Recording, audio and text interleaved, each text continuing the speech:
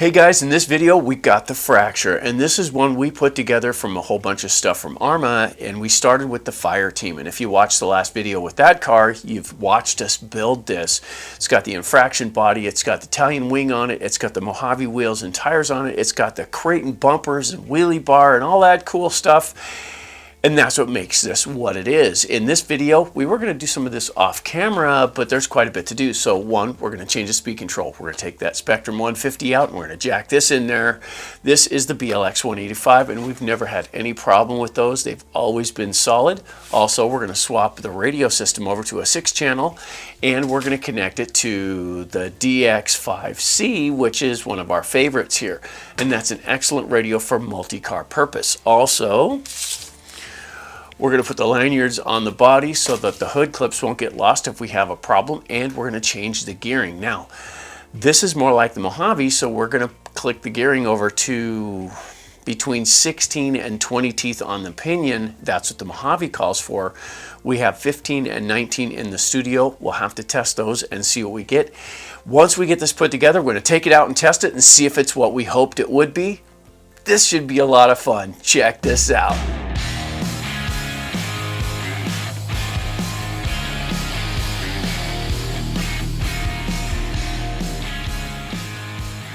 All right, so let's get the body off. There we go. And let's start with opening the radio box. So there's 4 screws here, one on each corner. There we go. And let's get this lifted off here, just like that. And there's the radio, and we're going to change this radio gear out, so let's go ahead and carefully remove all the wiring here. Be careful not to break anything, and we want to get this ESC wire out because we're going to swap that out, so we'll pull that one off to the side and carefully get everything unplugged. Now this aerial, we're going to change this as well. There's the grub screw, and we're going to get this out of the way. And we're going to do a mod. This mod isn't overly necessary, it's just something we like to do here. So let's pry the radio out. So here's the receiver, just like that. And we'll get the on-off switch for the ESC disconnected here, and I want to put the screw back. And on the bottom we have 4 screws here. 1, 2, 3, and 4. And this is the mount for the ESC. And you'll notice it's loose. Now we can disconnect it from the motor, and we'll carefully pull these apart. And be careful with this small one. This is the fan control, so this can be twisted up in the wires a little bit. Be real careful not to break these wires here. So that's it. Just like that. There's the ESC, and we're going to need this bracket off the bottom. So let's get right in here while we have everything out, and we're going to fix the gearing on this right now. So this is geared for having the larger tires on it of the Fire Team. So we're going to take this pinion off and we're going to put the larger one on it. So there's the little E-clip, and this was loose, and look at there, it slid right off without an Allen wrench. That's bad. Okay, so let's get some Loctite on this and get her tightened up in place. Nice. Now we're going to go ahead and set the spacing. So we're going to get it close and we're going to snug it down a little bit and feel how it walks, and then tighten it down once the setting is correct, and then we're going to check it and make sure that it's right. There we go, just right. Now we'll put that E-clip back in place.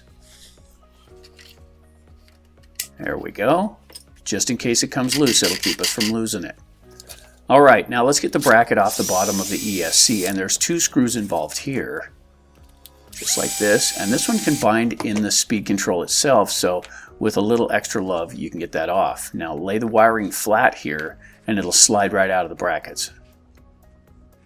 There we go, just like that, nice and easy. And this may be a little difficult to get through, so if you back it out with the power tool, like so, you can walk it right out, just like that. Okay, so this is the BLX 185, and we'll get it out of the box here.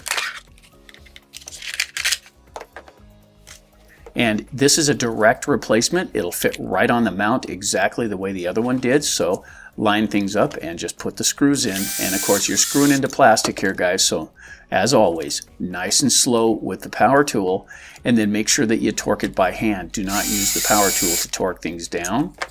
Just like that. There we go. And we'll get these wires out of the way. And it's ready to go back in the car. But first, we want to go ahead and run this radio wire, so make sure our orientation is correct. Lay it flat, and it'll slide right through the bracket, just like that. Perfect. Now it's ready to go in the car. So we'll lay it in place here, but first we got to fish this underneath the drive axle and everything. So this is going to run under all that stuff over to the radio box, and this is where those hemostats really shine. You can get a hold of things in really tight places. Okay, we'll get the wires out of the way and flip it over. Now the idea here is to line up one of the bottom screws first. So we'll get it lined up, get the bottom one in place, but don't tighten it down, just sort of run it down snug. And then line up one at the top and get it down. There we go. And that lines everything else up. You can just go ahead and put the screws in. Of course, tighten by hand here, guys.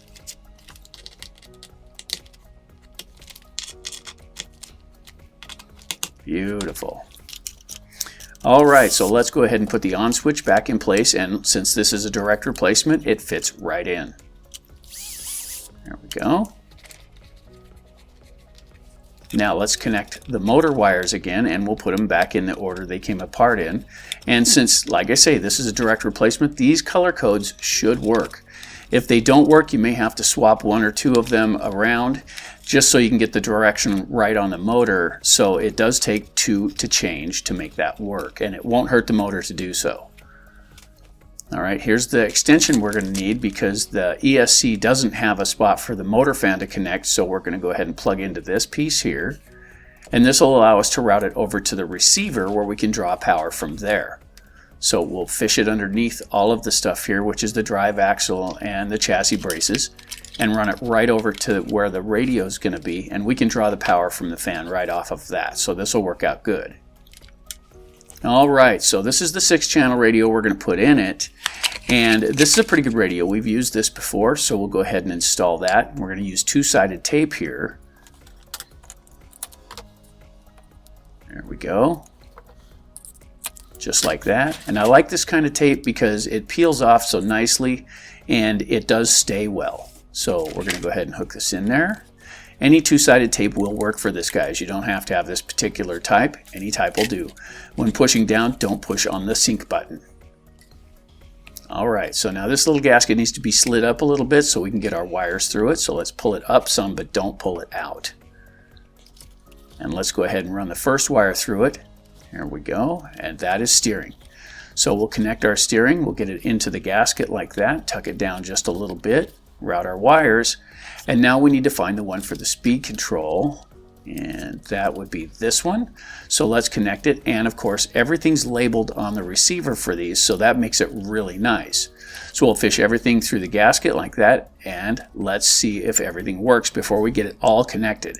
So we'll bind it to the radio. So let's go ahead and take the radio here, get in the menu, go to the bind settings, like so, get it ready to go, and we'll start up the car. Now, we'll turn on the bind, and we'll follow the directions and get everything to work, just like that. Easy peasy. Now let's connect the rest of the wires. So we want to go for channel 3, which we're going to plug into auxiliary 1, and that will be for the brakes. So we'll connect the brakes to aux 1. That'll allow us to assign that to a specific button on the transmitter. And we'll hook up, this is the new lead here, and it's got a flange on it. We're going to trim this off so that it fits into the receiver, just like that. And we can plug it into any of the open channels, and it'll draw power for that fan. Not a problem. Make sure you route all your wires good. Now this is a little modification we like to do to our radios here, and this is not necessary, guys. This is just something we like to do. I am not a fan of how they connect the aerials on this, so we build a mount that goes on top of the box, and any plastic, cutting board plastic, anything like that that's not rigid will work for this. So the type of plastic we use, it's just a chunk of plastic. So So we'll go ahead and get it in place, and we need to drill 2 holes here, one to fasten it down and one for the aerial. So let's get the 2 holes drilled. There we go. And the hole for the aerial is just right, and the screw that goes in the other one fits that nice and snug. So let's go ahead and pour it out the top of the box, and we'll get a screw started here. There we go. And we'll get the block in place. Take a look at it. Just like that. And we'll run it all down nice and tight. There we go. Snug it down and line it up. That looks pretty good. Now we need to drill through the lid again for the aerial so we can run the antenna through it. Have a look at the backside. That could be cleaned up a little bit. You don't want any sharp edges here. There we go. And then the aerial should poke right in there. Just like that. Like I say, this is optional, guys. I do it myself. It's not necessary. I just like the convenience of it. When you go to change receivers, it's a lot easier than trying to route all those wires down through the external one. This is really simple. So you put it all back together. When you do this, be careful not to pinch any of the wires. These caps can cut the wires if you tighten them down, so be real gentle. Put the aerial over the wire like so. Just like that. There we go. And I like to put a cap on it just to keep the moisture content at bay. There we go. Just like that. All right, so let's get the lanyards installed now, and we'll go ahead and dump out the packet here. And here's the thing. These look pretty straightforward, and they really are, but you can't push them through. You need a tool for this, and you have to go to the backside and watch the motion. Notice how that when you pull those through, you go in a circular form, and that pulls it through easily. And be careful not to pull hard. You can rip these off if you pull too hard, so nice and gentle, and just do that rolling motion with the pliers, and it'll pull them right through. Just like that, real easy. There's not a lot of pressure involved, just nice and simple. There we go. And here's the clips that come with them. I don't like those. We're going to use the 10th scale ones. So let's go ahead and run these in there. And the reason I use the 10th scale ones is they're easier to use. It's that simple.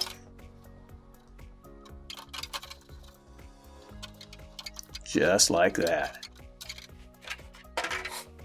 Okay. Let's go ahead and get the body on it now. Get the clips installed. Looking good. There we go.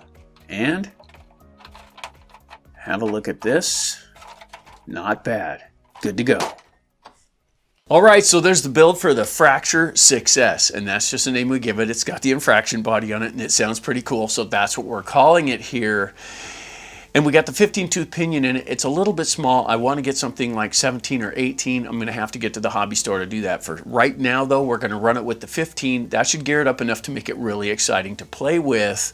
And of course, binding it to the radio was gravy. These things are really easy to function. You run down to the bind, you switch on the car, get it in bind mode, turn this on, hit bind, follow the regular instructions for how to do it, and it hooked right up. And of course, we bound the auxiliary one to this button right here, and that works the brakes in the back. So these are set to intermittent. Push the button, the brakes come on. Hold the button, the brakes stay on. Let off the button, the brakes turn off. That's that intermittent thing's about. So only while you're touching the button do the brakes engage in the rear, and that's good because you need to be off the throttle when you engage those. You need to be off the brakes when you grab the throttle again, so that works out really good. That's part of the reason we really like this radio around here. Still, at the same time, we got everything up. These lanyards here for the front, we use 10th scale lanyard clips here, guys. We always use the hood clips for the 10th scalers, because those black ones that come with them, they can be difficult to get off at times. And I gotta be honest about this, guys. I'm a little lazy when it comes to that stuff. If they're a struggle to get off, I yard them. They're gone. I want something that's easy to get on and off. Because in the field, you know how many of these lanyards we've broken in the field trying to get things unclipped when they bind a little? And I know there's the right way to hold the body so it'll come off. We're aware of all that. When you're in a hurry, you don't care. That's what I want. I want to be able to yank them off and get the body off when I need it off. And that's why we go for those. They last really well, and as long as they're on the lanyards, We haven't lost any, so it works really well. There's only one thing left to do, guys. We need to take this out and test it and see if it's everything it should be. Check this out.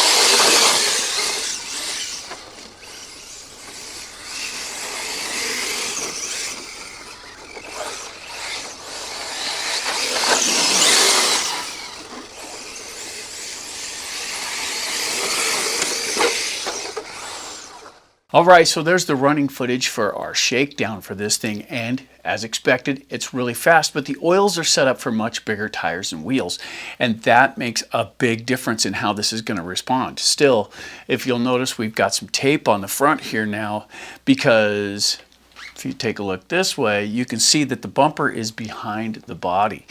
And that does mean that the body's going to hit first when you start cartwheeling and tumbling, and that can be detrimental to the body. We did tear it right here, and we pulled most of this loose, so we had to tape it all back together. We've got Gorilla Tape on the inside and the outside, and this is going to be our basher body now, the one that we take out and beat the crap out of. We do have another one coming that we're going to custom fit to it. We're going to adjust the wing back a little bit, put just a little more distance on it there, and we're going to make some subtle changes. Overall, this handled really well. It's got a lot of torque, and that has a lot to do with the oils in the center differential. We lighten that up some, it'll let the fronts overspin a bit more, and it won't get on the rear wheels quite as easily, and it'll make it a lot easier to handle when you're running around in those whoopties, which is the big rolls. All of the RCs have trouble in those because it's all lift and slam and lift and slam. So that's to be expected. When you get this out on the flat stuff, it really rips. It does a great job, and it's pretty fast. I can't wait to run this up against the Mojave and see what the true differences are. It flies good, and with a wide body like this, because this is a fairly wide body that goes on this, usually you have a problem with that being more of a parachute, but this one handles beautifully. When you come off, and of course natural ramps are always a question mark. You never know if you're going to hook a rock, catch a rim, catch whatever, and it'll change the trajectory and you can land stupid. What happened was, we hit a rock prior to hitting the actual ramp. It threw everything out and we shattered the wing. And that was a direct impact. It came straight down on the wing and it broke it in half. So we did have a failing there, but that can happen with anything. Of course, keep in mind, guys, it was like 31 degrees out when we ran this thing, so everything was frozen. This was freezing in the winds, and therefore the brittle plastic, it's a problem, and it always will be when you're running in these temperatures. So all in all, I'm really impressed with the build. I'm glad you guys stuck around to see how it went. Everything we put into it worked really well, but one thing I did notice was having the gyro in there does help to a certain extent. When you're doing the high-speed fast runs, it's really nice for staying straight and true, but I like to turn those things off when we start getting in the air. And when you're doing a lot of short stuff, it's not really that big of a deal. It's the long straightaways where it really shines because it'll keep the car tracking nice and true. So there you go. That's the build. That's what we've done, and we're glad you stuck around till the end. So if you haven't already, don't forget to bash that like button and help our content spread. You know, we love doing these kind of things, and building mods, we like to do that here, but we keep most of our stuff stock because if you get one and you see what ours is doing, you should be able to do it too. We like to upgrade the durability, but keep the drivetrain stock. This one kind of is a modded vehicle all the way around. And our Outcast is much in that line. Started out as a Notorious, turned into an Outcast, and it's got the carbon fiber chassis and a whole bunch of low-cost upgrades. The most expensive one was the chassis. So if you guys have done a build like this, please feel free to get in the comments down below and share with others along the way. Hey guys, for AJ Jam Studios, I'm AJ San. Keep wrenching, guys.